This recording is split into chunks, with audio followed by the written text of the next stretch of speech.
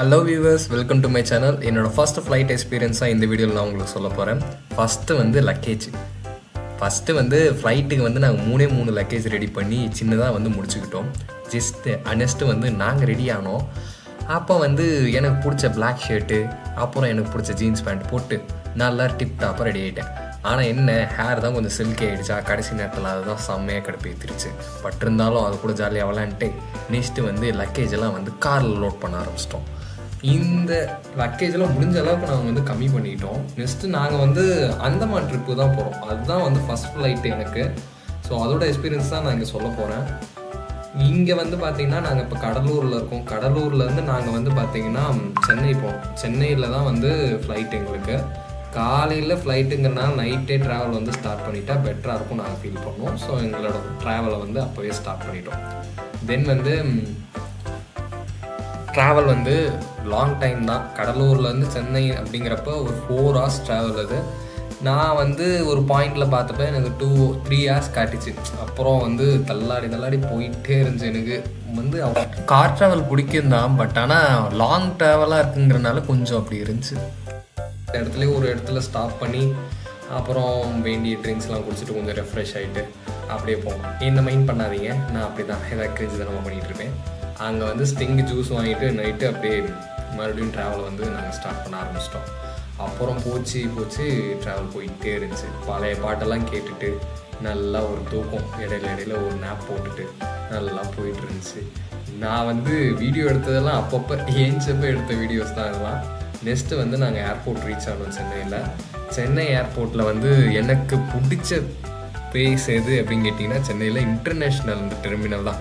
வேறு லெவலில் இருந்துச்சு. எனக்கு செம்ம இம்ப்ரெஸ் ஆகிட்டேன் அந்த இன்டர்நேஷ்னல் டெர்மினல் பார்த்துட்டு. ஃபஸ்ட் டைமுங்கிறதுனால இந்த அளவுக்கு எனக்கு எக்ஸ்ப்ரெஸ் பண்ணிகிட்டு இருக்கேன், வேறு ஒன்றும் இல்லை. தென் இந்த பில்டிங் இருக்குது பார்த்தீங்களா, இது நான் சத்தியமாக ஆஃபீஸுன்னு நினச்சிட்டு இருந்தேன். அப்புறம் தான் டிரைவர் சொன்னார், இது ஆஃபீஸ் இல்லைப்பா, இது கார் பார்க்கிங்காக வச்சுருக்காங்க அப்படின்னு. பார்க்கிங்க்கு இவ்வளோ பெரிய பில்டிங்கா அப்படின்னு நான் யோசிச்சுட்டு இருந்தேன். அப்புறம் தென் நிறைய கேட்ஸ் இன்டர்நேஷ்னல் டெர்மினலுக்கு இருந்தது. ஏன்னா இவ்வளோ கேட்ஸ் இருக்கும்னு நான் நினச்சி பார்க்கல.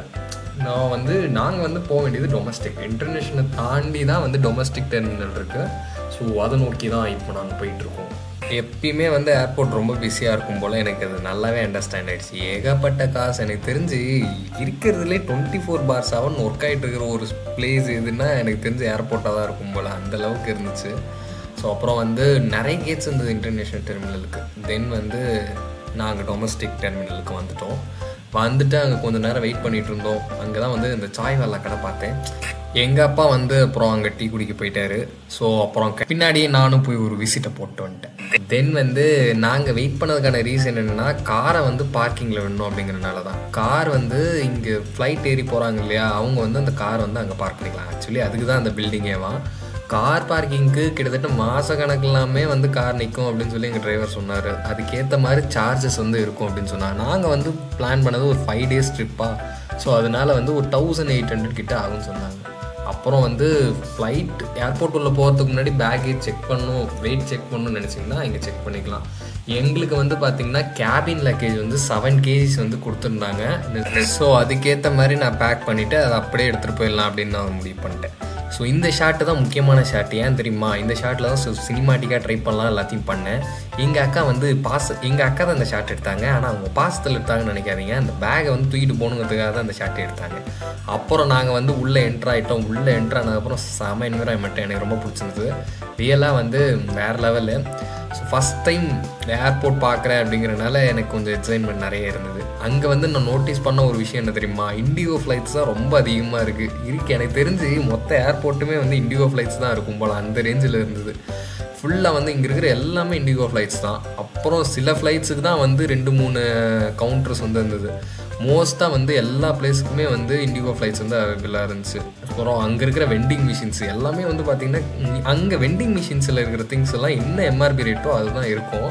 ஸோ அதில் இந்த டேக்ஸு ரேட்டு இதெல்லாம் இன்க்ளூட் பண்ணிலாம் அங்கே போட்டுருக்க மாட்டாங்க.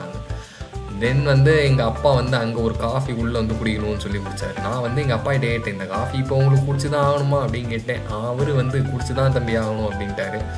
அப்புறம் எங்கள் அக்காவும் நானும் வந்து அந்த வெண்டிங் மிஷினில் கோகோலா எடுக்கலாம்னு நினச்சி எடுத்தோம். அப்போ வந்து 100 rupees அங்கே பே பண்ணிவிட்டு அங்கே இருக்கிற கோடை வந்து தட்டினா போதும் அந்த மிஷினே வந்து தானே எடுத்துக்குவோம். அந்த மெக்கானிசம் நல்லா இருந்துச்சு. ஆக்சுவலி இப்படி வெண்டிங் மிஷின் வந்து நான் எங்கேயும் பார்த்ததில்ல, இந்த ஃப்ளைட்டில் தான் ஃபஸ்ட் டைம் நான் பார்க்குறேன். தென் வந்து நான் அங்கே வந்து இந்த போர்டு தான் நோட்டீஸ் பண்ணேன். எல்லாமே வந்து பார்த்தீங்கன்னா கம்ப்ளீட்லி இண்டிகோ ஃப்ளைட்ஸாக இருக்குது. பார்த்தீங்களா, ரொம்ப வந்து அவைலபிலிட்டி இருக்கிறது இண்டிகோ ஃப்ளைட்ஸ் அப்படிங்கிறது. அப்போ நெக்ஸ்ட்டு வந்து எங்களோட போர்டிங் பாஸ் 4 தான் வாங்கிட்டு இதோ அந்த அக்கா தான் கொடுத்தாங்க போர்டிங் பாஸை. வாங்கிட்டு நாங்கள் அப்புறம் செக்யூரிட்டி செக்இனுக்கு போக ஆரம்பிச்சிட்டோம். மொத்தமாகவே 3 ப்ராசஸ் தான் அதில் இருக்கும். ஃபஸ்ட்டு வந்து போர்டிங் பாஸ் வாங்கணும், நெக்ஸ்ட்டு வந்து பேக்கேஜ் செக்இன் பண்ணணும், அப்புறம் ஃபைனலாக வந்து செக்யூரிட்டி செக்இன் பண்ணணும். அவ்வளோதான் ப்ராசஸே. செக்யூரிட்டி செக்இன் வந்து யூஸ்வலாக ப்ராசஸ் பெருசாக இருக்காது, சின்ன ப்ராசஸ் தான். நீங்கள் திங்ஸ் எல்லாம் கரெக்டாக எடுத்து வச்சிட்டிங்கன்னா ப்ராசஸ் வந்து ரொம்ப சிம்பிளாக வந்து முடிச்சிடும்.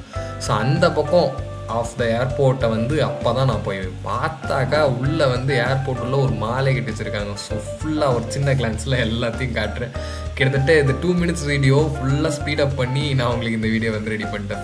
அங்கே ஃபுல்லாக சுற்றி பார்க்க ஆரம்பிச்சிட்டோம். தென் வந்து ஒரு மெட்ராஸ் காஃபி ஹவுஸ், இந்த இடத்துல வந்து பார்த்திங்கன்னா ஒரு காஃபி குடிக்கலாம் அப்படின்னு சொல்லி எங்கள் அக்கா சொன்னாங்க. ஸோ யூஸ்வல் நான் டீ காஃபி குடிக்க மாட்டேன். அப்புறம் எங்கள் அக்கா வந்து அங்கே காஃபி குடித்தாங்க. நான் வந்து ஒரு வெஜ் ரோல் மட்டும் வாங்கிக்கிட்டேன். ஏன்னா ஃப்ளைட்டு காலைலங்கிறதுனால எப்படியும் ரொம்ப டைம் எடுக்கும். ஸோ அதனால் வெஜ் ரோல் மட்டும் ஒன்று ட்ரை. அப்புறம் ஃப்ளைட்டுக்கு ரெடி ஆகிட்டு இருந்தோம். அப்போ தான் வந்து ஃப்ளைட்டு வந்துச்சு. இதுதான் நாங்கள் போக வேண்டிய ஃப்ளைட்டு, பார்த்துக்கோங்க. இப்போ தான் ஃபஸ்ட்டு டைம் ஃப்ளைட்டை வந்து பார்க்குறோமே, ஃப்ளைட்டில் போகிறோமேங்கிற எக்ஸைட்மெண்ட்டு தான் ரொம்ப அதிகமாக இருந்துச்சு. நீங்கள் எப்பயுமே வந்து போர்டிங் ஆகிறதுக்கு ஒரு முன்னாடியே வந்துடுங்க, ஒரு 30 to 30 minutes முன்னாடியே வந்துட்டிங்கன்னா பெட்டராக இருக்கும். ஏன்னா வந்து ஃப்ளைட்டு முன்ன பின்ன வரதுக்கு சான்ஸ் வந்து ரொம்ப அதிகங்கிறனால நான் அதை சொல்கிறேன். ஸோ முன்னாடியே ப்ரியராக வந்துட்டிங்கன்னா உங்களுக்கு பெட்டராக இருக்கும், ஃப்ளைட்டை மிஸ் பண்ணாமல் இருப்பீங்க நீங்கள். ஸோ அங்கே வந்து ஃப்ளைட் டிக்கெட் இண்டிவிஜுவலாக வந்து கொடுக்கணும். கொடுத்துட்டு அப்புறம் உள்ளே போனாக்கா நம்ம அலோகேட்டட் சீட்டில் வந்து உட்காரணும்.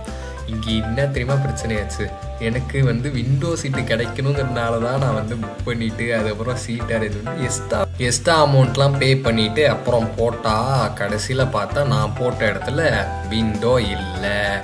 செம்மையாக வந்து அட்ப்ரோக் ஆயிடுச்சு. ஏன்னா first time flight window seat இல்லாமல் எப்பட்றா அப்படிங்கிற மாதிரி எனக்கு தோண ஆரம்பிச்சிச்சு. தென் என்ன ஆச்சு தெரியுமா, உள்ளே இருக்கிற எல்லா திங்ஸையும் நோண்டி பார்ப்போன்னு ஒவ்வொரு திங்ஸாக எடுத்து பார்த்தேன். ஒரு மேகசின் இருந்துச்சு, அப்புறமா சேஃப்டிக்காக என்னென்ன பண்ணணும் அப்படிங்கிற இன்ஸ்ட்ரக்ஷன் கார்டு இருந்தது, தான் 2 இருந்துச்சு. தென் வந்து ஃப்ளைட்டு வந்து டேக் ஆஃப் ஆனதுக்கப்புறம் வந்து எனக்கு பிடிச்ச சீட்டு விண்டோ சீட்டாக பார்த்து வந்து நான் எடுத்துக்கிட்டேன். தென் அவர் ஜேர்னி டுவர்ட்ஸ் அந்தமான் வந்து ஸ்டார்ட் ஆகிடுச்சு. அப்புறம் ஃப்ளைட் ட்ராவல் தான் ஃபுல்லாக நல்லா விண்டோ சீட்டில் ஃபுல்லாக வந்து எல்லாத்தையும் வந்து த்ரூ த விண்டோ பார்த்து என்ஜாய் பண்ணேன். நல்லா இருந்துச்சு ட்ராவலு. பட் நான் எக்ஸ்பெக்ட் பண்ண ரேஞ்சுக்கெலாம் இல்லை. நான் வந்து ஓவர் எக்ஸ்பெக்டேஷனில் போயிருந்தேன். ஃப்ளைட்னால் இப்படி இருக்கும் அப்படி இருக்கும், நிறைய ரெஸ்ட்ரிக்ஷன் சொல்லுவாங்க, ஏதாவது சொல்லி வந்து உட்கார வச்சுருவாங்க. அதனால ரொம்ப வந்து எங்கள் அப்பா அம்மாலாம் ரெஸ்ட்ரிக்ட் பண்ணேன். பட் அப்படிலாம் ஒன்றுமே இல்லை, ஜஸ்ட்டு ரொம்ப சிம்பிளாக தான் இருந்தது. எல்லா ப்ராசஸும் ஈஸியாக இருந்துச்சு. ரியலாக வந்து நீங்கள் ஃபஸ்ட் டைம் ஃப்ளைட் போகிறீங்கன்னா நர்வஸ் ஆக வேண்டிய அவசியமே இல்லை, நல்லா வந்து ஃப்ரீயாக போயிட்டு வரலாம்.